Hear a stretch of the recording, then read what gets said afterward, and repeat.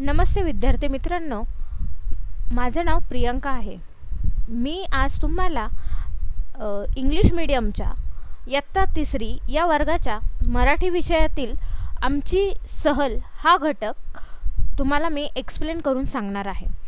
तर विद्यार्थी मित्रांनो, मी तुम्हाला एक असं विचारते की तुम्ही शाळेमध्ये किंवा तुमच्या पालकांसोबत बऱ्याच वेळेस सहलीला गेले असतात। तर कधी कधी कोणी आपल्या वडिलांसोबत जवळपासमध्ये आपल्या घराच्या जवळ किंवा तुमच्या शाळेच्या जवळही अशा बाग असतील। बाग म्हणजेच काय रे मुलांनो, तर गार्डन। तुमच्या ह्याच्यामध्ये सांगायचं झालंच तर त्याला गार्डन असं म्हणतात। तर आपण गार्डनमध्ये गेलेलो असं, त्या गार्डनमध्ये तुम्ही सीसॉवर बसता, घसरगुंडीवर बसता, झोके असतात, त्याचबरोबर बागेमध्ये विविध प्रकारचे फुलझाडे असतात, फळझाडे असतात। हे तर तुम्ही पाहिलेलेच असेल। तर आज तुमच्याच आपल्याला पाठ्यक्रमामध्ये पाहायचं आहे की आमची सहल हा घटक। आमची सहल म्हणजे काय रे मुलांनो, तर आपण विविध ठिकाणी फिरायला जातो, तिथे पाहतो की काय काय आहे, काय काय नाही।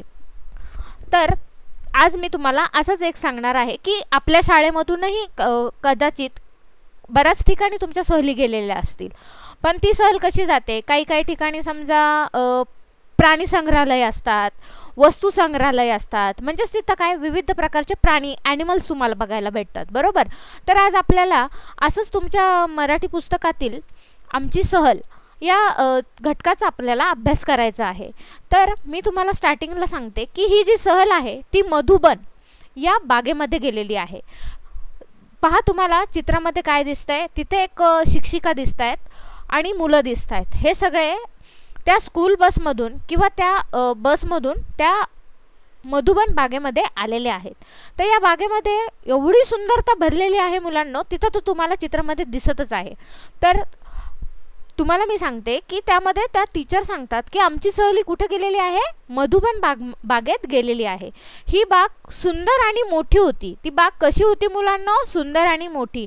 आणि मी सुरुवातीलाच तुम्हाला काय सांगितलं आहे की आपण बागेमध्ये जातो तेव्हा तिथं विविध प्रकारचे पाळणे असतात, झोके असतात, सीसॉ असतं, झाडे असतात, फुलं असतात। तेच फक्त तुम्हाला या घटकामध्ये अभ्यासायचं आहे। तर आमची सहल मधुबन बागेत गेली होती। बाग सुंदर होती आणि मोठी होती। बाग कशी होती मुलांनो, मधुबन बाग ही सुंदर आणि मोठी होती। तर या बागेमध्ये विविध प्रकारची फळझाडे होती, झाडावर पक्षी होते, सगळीकडे सुंदर हिरवळ होती। त्या बागेमध्ये अक्षरशः खूप असे विविध प्रकारचे पक्षी होते। जसं की तुम्हाला पक्षी माहीतच आहे, चिमणी, कावळा, कबूतर, पोपट, असे विविध प्रकारचे पक्षी त्या झाडावर बसलेले छोट्या छोट्या मुलांना आणि त्या टीचरला म्हणजेच तुमच्या शिक्षिकेला दिसत होते। बागेत पाण्याचा हौद होता। हौद कोणी पाहिला आहे का? मला तरी वाटते की जवळजवळ सगळ्याच मुलांनी हौद पाहिला असेल। हौद म्हणजेच काय, एक पाणी साठवण्याची जागा असते, त्याला काय म्हणतात, हौद असं म्हणतात। म्हणजेच काय, एक मोठा असा जमिनीमध्ये खड्डा केला जातो, त्या खड्ड्यामध्ये ते पाणी साचवलं जातं। आणि त्या हौदामध्ये, त्या बागेमध्ये त्यांनी काय केलं होतं की त्या हौदामध्ये कारंजे सोडलेले होते। म्हणजेच काय, असे विविध प्रकारचे असे उंच असे हवेमध्ये त्या पाण्याचा वर्षाव होतो, ते पाणी पडतात, त्यालाच काय म्हणतात, कारंजे असे म्हणतात। आणि त्याच प्रकारे तिथं त्या बागेमध्ये, कोणत्या बागेमध्ये, तर मधुबन बागेमध्ये झोपाळा होता, सीसॉ होते, हे सगळे खूप खेळले होते। घसरगुंडी, झोपाळा, मी तर तुम्हाला सांगितलंच बागेमध्ये ते असतं। मला एक फूल खूप आवडलं, ते फूल तोडावेसे वाटले।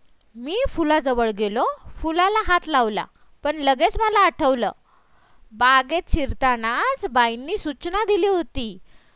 काय, प्रत्येक बागेमध्ये सगळीकडं एक वाक्य लिहून ठेवलेलं असतं की जेव्हा तुम्ही बागेमध्ये जाता, बागेमध्ये कचरा करू नका, त्यानंतर बागेकडे सगळीकडे तुम्ही फिरा, आनंद घ्या, परंतु तुम्ही तिथले फुले, पाने हे फक्त पहा, तोडू नका, त्याच्याशी खेळा, त्याला हात लावू नका आणि ते तोडू नका, कारण ते जर तोडलं तर बागेची सगळी शोभा जाणार।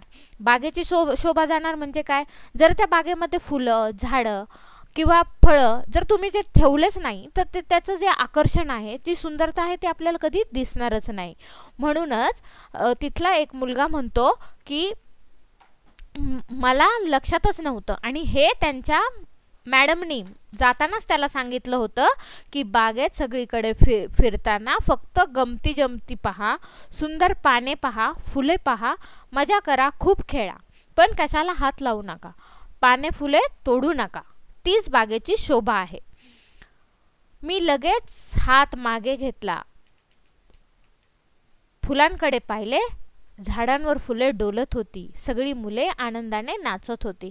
आणि त्या क्षणी त्या मुलाने त्याला आठवलं की अरे, आपल्या मॅडमनी आपल्याला सांगितलं आहे की त्या बागेमधले फुले तोडायचे नाही, फळं तोडायचे नाही, कशाला हात लावायचा नाही, आणि इतरत्र असा कचराही करायचा नाही.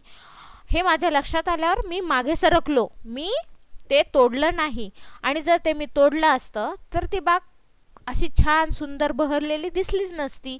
त्याच्यातलं जे आकर्षण आहे ते पाहून कुणाला आनंद झालाच नसता. म्हणूनच सगळ्या मुलांनी त्या बागेचा खूप असा आनंद लुटला.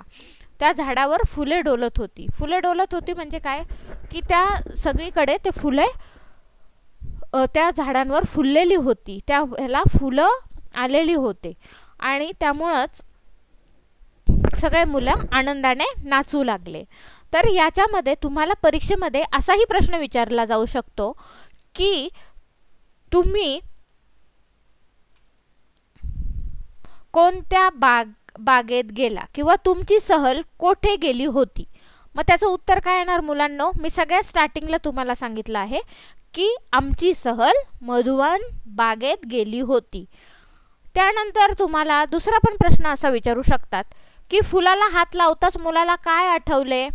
तर फुलाला हात लावताच मुलाला आठवले की आपल्या बाईंनी आपल्याला सूचना दिली होती, बागेत सगळीकडे फिरा, गमती जमती पहा, सुंदर पाने फुले पहा, मजा करा, पण कशाला हात लावू नका. हे त्या मुलाला आठवले. जर तुम्हाला हा व्हिडिओ आवडला असेल तर लाईक करा, शेअर करा आणि सबस्क्राईब करा. थँक्यू.